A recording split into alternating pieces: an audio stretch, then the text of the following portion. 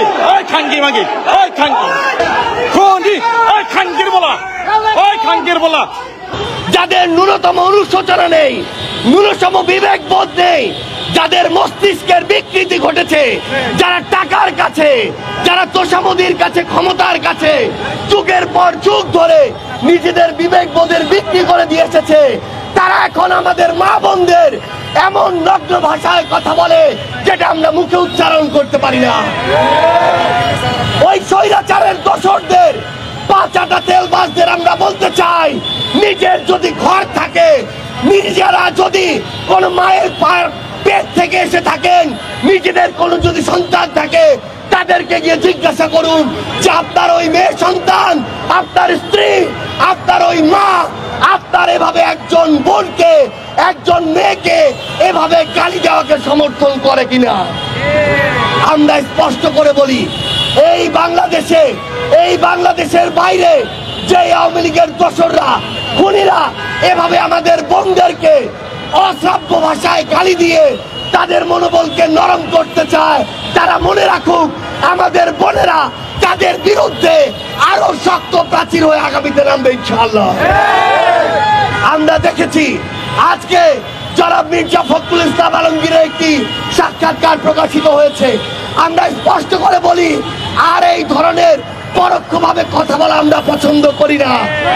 আমরা তাদের কাছে জানতে চাই, তারা ক্ষমতায় আসার জন্য জনগণের আস্থা যখন প্রতিনিয়ত হারাতে বসেছে, তখন কি আবার তারা ভারতের সাথে নেগোসিয়েশন করে, তাদেরকে খুশি করে, আওয়ামী লীগকে পিঠ চাপড়ে জাতীয় পার্টির সাথে নেগোসিয়েশন করে তারা কি এই বাংলাদেশে নতুন করে ক্ষমতায় আসতে চায় কিনা?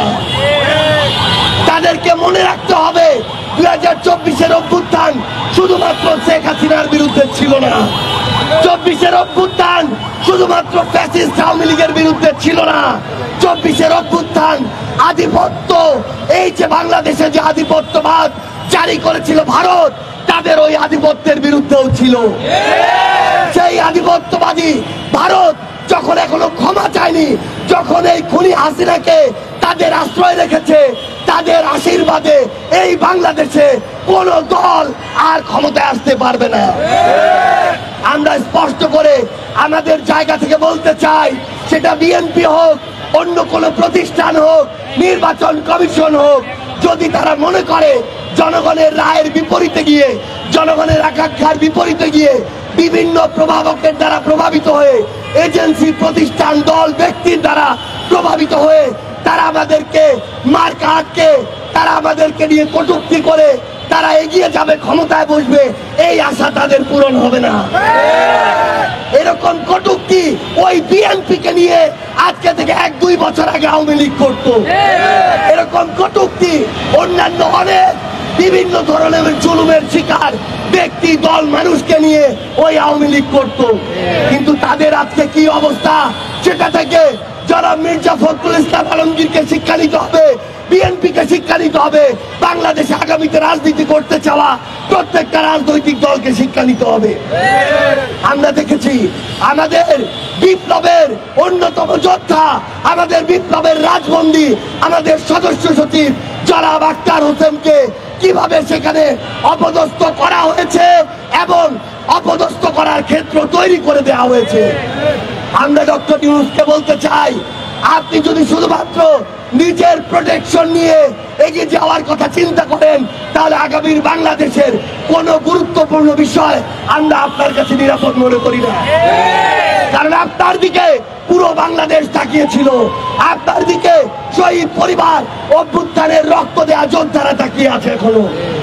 আমরা স্পষ্ট করে একটা কথা বলি, পিঠ বাঁচিয়ে যে চলার স্বভাব দেখাবে, তার এই বাংলাদেশে আর পিঠ বাঁচিয়ে চলা হবে না।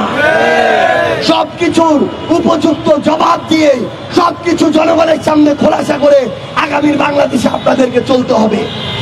আমরা স্পষ্ট করে বলি, আমরা আগামীর বাংলাদেশে যে কোনো ফর্মে রিফাইন্ড আওয়ামী লীগ এই বাংলাদেশে আমরা আশ্রয় পেতে দিব না। আমরা আগামীর বাংলাদেশকে রিফাইন্ড বাংলাদেশের দিকে নিয়ে যাব, যেই বাংলাদেশে কোনো ফ্যাসিস্ট কিংবা ফ্যাসিস্টের দোসরের জায়গা হবে না। আমরা আপনাদেরকে স্পষ্ট করে বলি, আগামীর বাংলাদেশের নির্বাচন থেকে শুরু করে প্রত্যেকটি গুরুত্বপূর্ণ সিদ্ধান্ত, প্রত্যেকটি রাজনৈতিক দলের মত যদি জনগণের বিপক্ষে যায়, তাহলে জাতীয় নাগরিক পার্টি এনসিপি রাজনৈতিকভাবে রাজপথে গিয়ে তার প্রত্যেকটি জবাব দিবে। সে পর্যন্ত আপনারা সবাই এই বাংলাদেশ পন্থার পক্ষে থাকবেন, জনগণের পক্ষে থাকবেন, বিপ্লবের পক্ষে থাকবেন। ইনকিলাব জিন্দাবাদ, জাতীয় নাগরিক পার্টি এনসিপি জিন্দাবাদ।